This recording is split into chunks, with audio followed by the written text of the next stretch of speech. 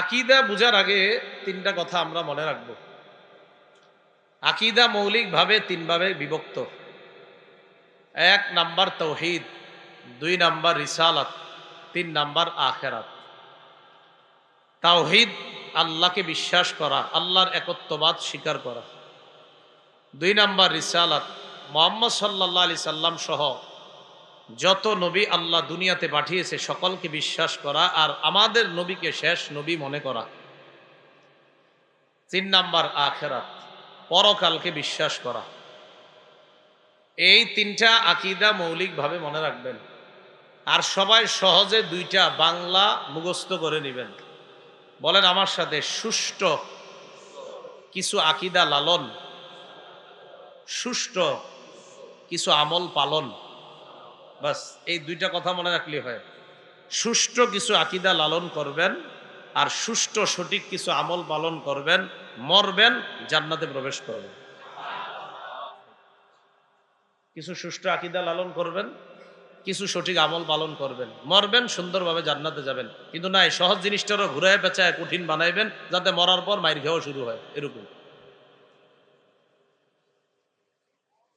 আকীদা বুঝার ক্ষেত্রে তিনটা আকীদা আমরা ভালো করে বুঝবো। এক নাম্বার, একটা মানুষের আকীদায় অশুদ্ধ, একদম পুরো আকীদা অশুদ্ধ। সে যত ভালো কাজ করে তার সব আমল বরবাদ হয়ে যাবে। এগুলো এক নাম্বার কথা। দুই নম্বর কথা, একটা মানুষের সব আকীদা শুদ্ধ আছে, একটা আকীদা অশুদ্ধ।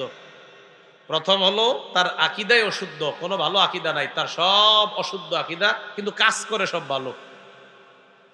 তাহলে আকীদা অশুদ্ধ রাইখা যত ভালো কাজ করবে সব ভালো কাজ বরবাদ, কোনো লাভ নাই, ফলাফল জিরো।